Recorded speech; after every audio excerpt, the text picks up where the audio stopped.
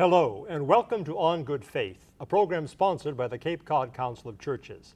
I am Jonathan Onquist, a pastor ordained in the Lutheran Catholic tradition of the Christian Church, and it is and has been my pleasure to serve as host for On Good Faith for some time now, and I have enjoyed every moment of it.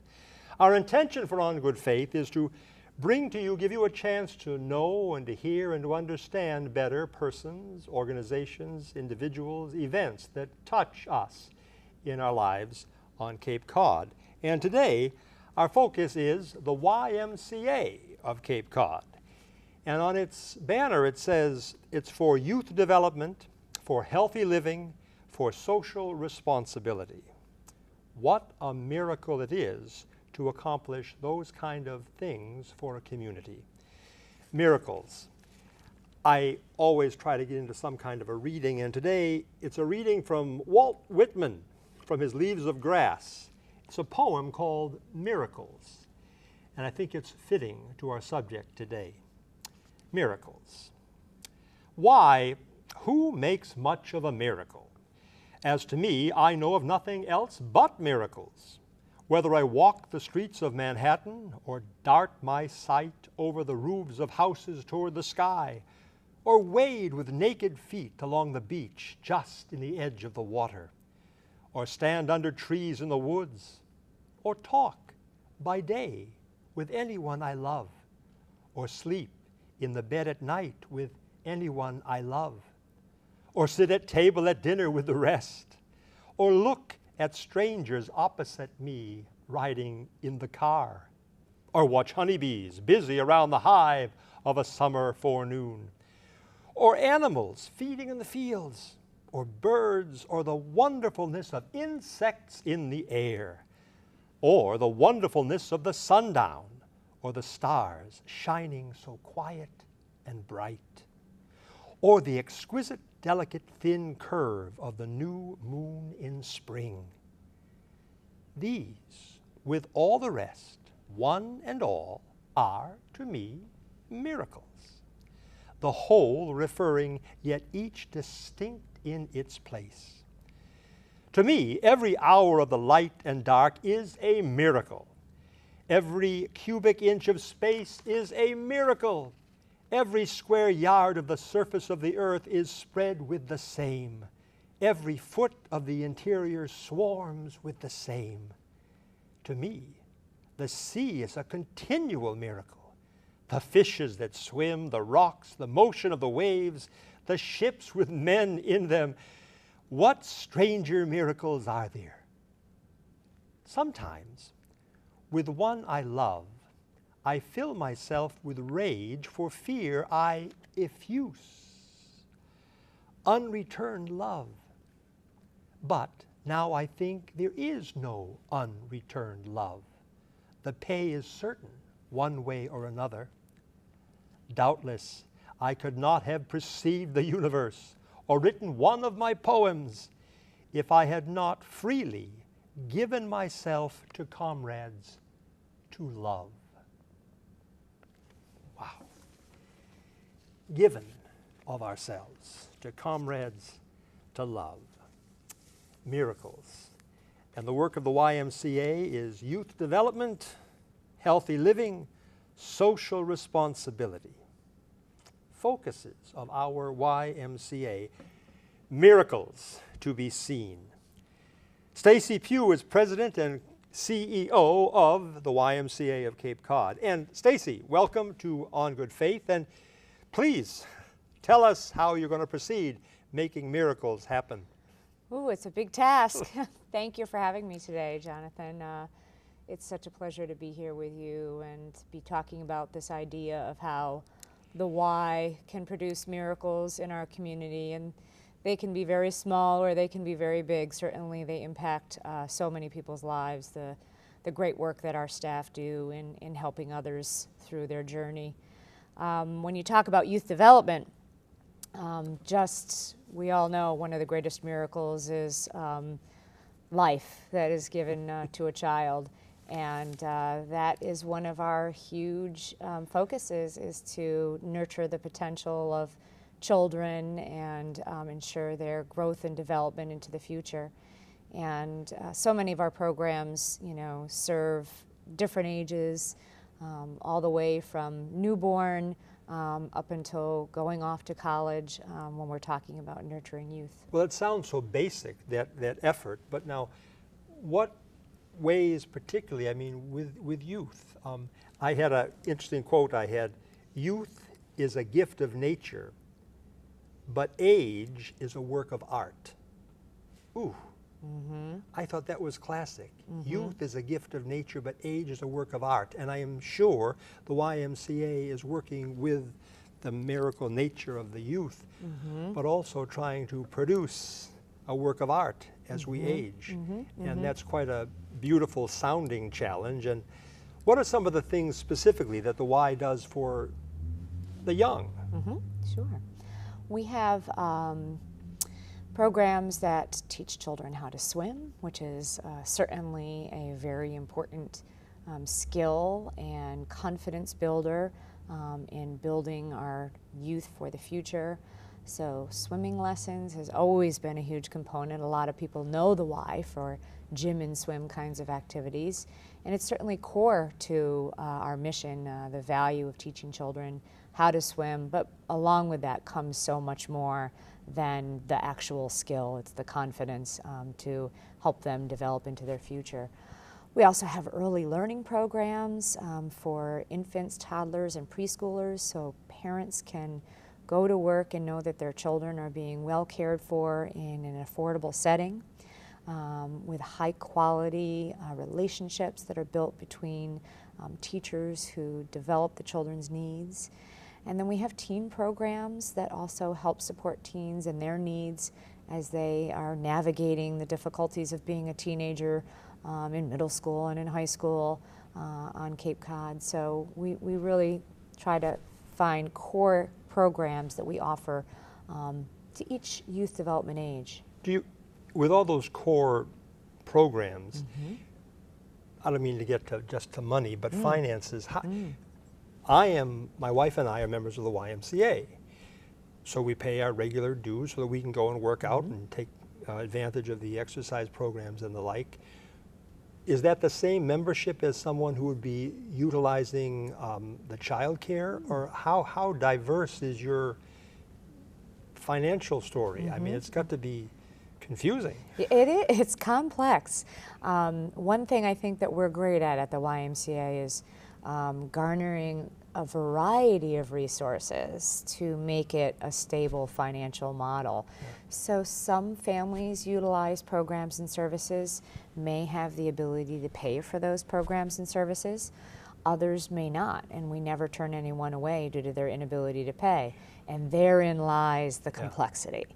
So we try to navigate different resources that exist from state funding for families that are income eligible. We will work on a family's behalf to help them tap into state resources that we may be able to utilize on their behalf for them to receive services. We tap into federal funds, private foundations and grants. We often receive lots of funding through those sources. Again, all with that mission to make sure that no one's ever turned away due to their inability to pay. And so we're constantly trying to balance the different buckets of money that make it a successful business model. And that's a challenge. Yes. I mean, the social services aspect of what you're providing, the YMCA is providing, is there's a vast array of resources, and then how do you tap into the resources? And a lot of people come, I would imagine, come to the Y not aware that the resources are even there. Yes. And you must have social workers or people that are on your staff that meet with families about these kind of dilemmas? Yeah. So depending on what a family might need, we would have different staff that would really be able to have the knowledge about each one of the resources that a family could tap into. And we are constantly, as a staff, looking for additional resources. A family may come to us with a need that we can't assist with, so we will do the research on their behalf to try to help connect them with an organization that may be able to help them. That's where collaboration and partnership really helps us so much to be able to navigate things. It may not be things that we actually have available, but another organization or another agency may be able to fulfill the needs of a family. And so it's our responsibility to be as informed as we can be and never give up on that quest to research to help a family in need. The vast array of people and places that is touched by the YMCA, I think, has been expanding for years. I know my awareness of the Y has only been growing up in Chicago. I knew the Y was a place where a lot of people could spend the night. And that's not much what the YMCA at the Cape is doing as a place for overnight housing, but that's what my memory of the Y is, that, and a place to go and play basketball, or go and take a swim, and learn about how to. The YMCA is where I chipped my two front teeth when I was a little boy too. Getting So out the of the pool healthy and, activities, healthy yeah, activities. yeah, But now, what other activities or other events would you like to highlight for our audience? Sure. Well, I just want to touch back a little bit on what you were saying about a place for people to stay. And I find it interesting that the needs of society have often been what the Y has responded to in providing different programs and services. So your memory of the Chicago YMCA providing rooms and services for people who needed a place to stay is still quite alive in several YMCAs across the country. And those needs exist here on Cape Cod as well.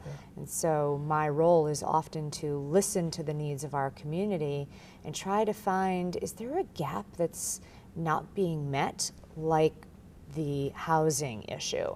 And does the community see the Y as having a role in taking on a leadership position in providing those kinds of services for the community? So as this issue continues to face our local community here, I am ears wide open on a constant basis, trying to find out if there are ways the community thinks we could help in those more traditional ways that people remember the Y helping. So you're not shutting your eyes to the fact that that could be something that you would be doing in the future, but it could be, maybe it's not what we're doing right now, housing the homeless, but we are caring for people in where their needs are today. And serving the homeless population is also a mission that we still can provide today. And we are working with more and more community partners who are helping to support people with mental health issues that leads to homelessness, and connecting them to memberships at the YMCA so that they can find ways to adopt a healthy lifestyle, find a positive outlet for themselves, you know, enjoy swimming in the pool, enjoy taking care of themselves with weightlifting or whatever it is that's going to help them to have an outlet for the stresses that they face, which are significant for someone who is suffering homelessness. And I think for some of the people that I have become acquainted with at the Y, just having a place to go where you see a familiar face and you can say hello and that person says hello to you too, and you can talk about how much you pumped last time you were here, or how, you know, how healthy you feel, or you know, how your back hurts. But I mean, you can talk to people. It's very a very soothing, pleasing aspect of what the YMCA, I think, offers here in the Cape. Becomes a social network for so many people who may live in isolation, and they come to the Y. You think maybe they're coming to do their physical workout, but the workout may be more one of social connectedness with people that are their friends that they only see when they come to the Y. And it's a nice place for people to be able to seek comfort in relationships with others and friendship. And that is such a positive aspect of what the Y has to offer. But now all those things the Y has to offer, how big a staff is there? I mean, I know there's a lot of people in the workout room where I go. I see different faces all the time. Are they all volunteers, or they're like changing often? And We have a variety of staff with different positions, anywhere from right now we probably have about 180 staff that work for us. And in the summertime, when we offer our summer day camp programs, we swell to about 250, 260 employees. We're doing more and more serving of children and families and additional swimming programs in the community. So the staff grows significantly in the summertime. But we utilize volunteers as well in support roles for many of the different programs and services we deliver. A classic example of that would be our Teen Achievers program, where we will utilize volunteers to serve as role models and mentors to students in the program. But we still have a core paid staff person who is ultimately responsible for the coordination and the day-to-day operations of any one program. So we try to strike a balance between volunteers and staff, and we can always use more volunteers and staff. You know, I feel like we're constantly hiring. We have a significant volume, as you said, and people's lives change much more rapidly today than even a year ago and 5 years ago. And so there's always a job at the YMCA, we say. As you said, trying to strike a balance. How long have you been affiliated with the Y? As now you're the CEO, the Chief Executive Officer here at the Cape Cod Y, has the Y been part of your employment career for many years? Yes. I have been employed by the YMCA for 26 years this year, but I have almost always had an affiliation with the YMCA. I learned to swim at my local YMCA, and I was Which was where? This was in upstate New York. It was the Greater Glenville Family YMCA, and I was on the synchronized swim team there and coached the synchronized swim team at one point. I've run after-school programs and worked in summer camp programs and had just a variety of experiences in my Y career over that 26 years. But really the roots are learning to swim, and our church basketball team. I was a cheerleader on the church basketball team, and we used to practice at the local YMCA, and that's where all the games took place. So I remember exactly what you remember about Chicago. The Y that I grew up in also had dormitory programs for people who needed a place to stay. And I swam there and cheerleaded for my basketball team. Do you see the focus of the Y expanding still, or do you see it trying to be more specific in what needs it's trying to meet? Because I mean, there's so many needs, and the Y is in such a position, I think, to be able to touch people from varied walks of life and economic positions. But there's just so much you can do. That's so true. I think my staff wants to wring me out sometimes and just say, just take a break, because there is that feeling of a constant sense of urgency that our community has needs that the Y could fulfill in some way, shape, or form. So we do have to focus and try to make sure that what we're doing, we have the capacity to do, or we can build our capacity to do and do well and do over the long term. And if we can't, how do we find the right partners to either help us or pass it off to a partner who's better suited? So that's part of the art of this role as well, is knowing what are we really good at, what could we build our capacity at, what do we need help with, what do we want to pass off to somebody else who's way better at it than we are. And that's a daily dance. I think that's an important thing, especially in our society today. Realize there are many people trying to do good for many people, and to have 16 agencies doing the same thing for the same group of people is, in some respects, not could be ineffective. Right. It could be ineffective, yes, because. But I mean, that's what a challenge is. As a chief executive officer of the Y, there's so many places. Where do you focus? I'm asking you that. I'm where do we? Oh, yeah. No, that's fine. You know, you make me think of our efforts to bring Y programs and services to the Falmouth community, and we've been working on that for 4 years. And there's no quick, easy, instant answer to that question. it does go back to understanding what are the needs of a community, where are the gaps, who's providing what services, who's not providing services, and navigating all of those intricacies. We've been working on the effort to understand the community needs of Falmouth for 4.5 years now, and are just getting to a point where we're able to try to pay for some studies that will give us some professional research results. Because just me sitting at a table talking with community leaders or listening to community leaders or citizens of a community is not enough for us to really say, yes, we should go do this.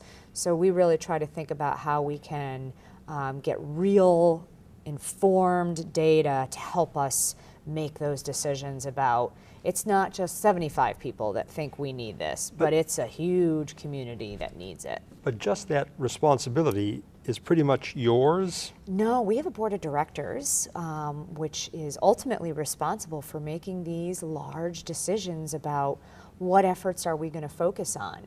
Now, my role is to be at the table, gathering information, and tapping into my board members who are also sitting at different tables and picking their brains for what they know and what they've heard and what they've learned about, and how do we work together to put those different pieces of the puzzle together to respond. And that's what we have to make a decision about. We have all kinds of information overload almost at times.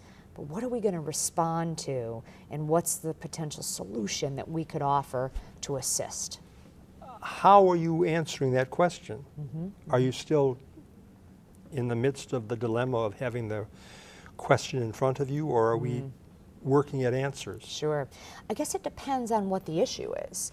So I could probably think of at least 4 or 5 things where we still are asking the question, but I can also think of 4 or 5 things where we asked a lot of questions, got a lot of information, and said, let's try this. I'll give you a couple examples of what those are.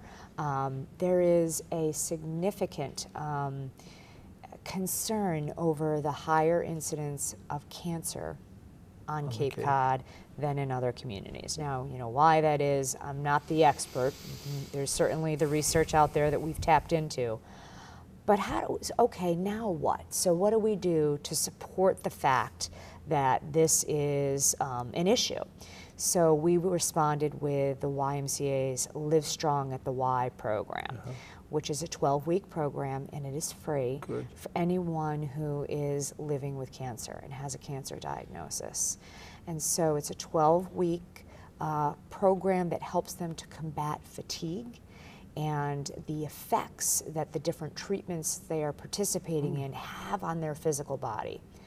Beyond the physical component, there's a huge social emotional component.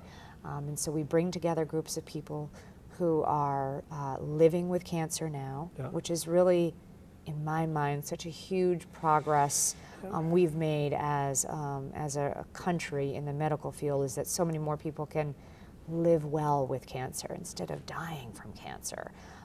It's become more of a need that we have programs and services for people who are living with it, and how do I now eat well and exercise and sleep and find the right balance for living with this. That goes back to what I said before about that quote, that youth is a gift of nature, but age is a work of art. We've got to continually work as we age to see how we can better our lives and better with the lives of those around us, and that is quite a challenge. And I'm sure that your efforts are profoundly exhausting, aren't they? They could be, yeah. If I took home every struggling senior or teenager or child in our program, I'd certainly have a full neighborhood. But if I'm going to be the great leader of this organization that looks to help our community, it means I have to take care of myself too to be able to do that. So I try to be a good role model in that area. That kind of fits what I had from a Charlie Brown quote. Charlie Brown says, sometimes I lie around and at night and I ask, where have I gone wrong? And then a voice says to me, this is going to take more than a night. You know, I think that's the way we can look at all of the dilemmas that we face as people, as a community, just here in Cape Cod and our country.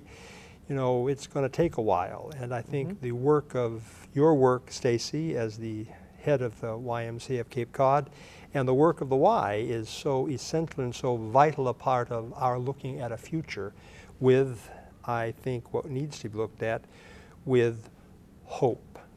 Yeah. Hope and promise. One more kind of clever thing I'd like to share with as we conclude. Sure.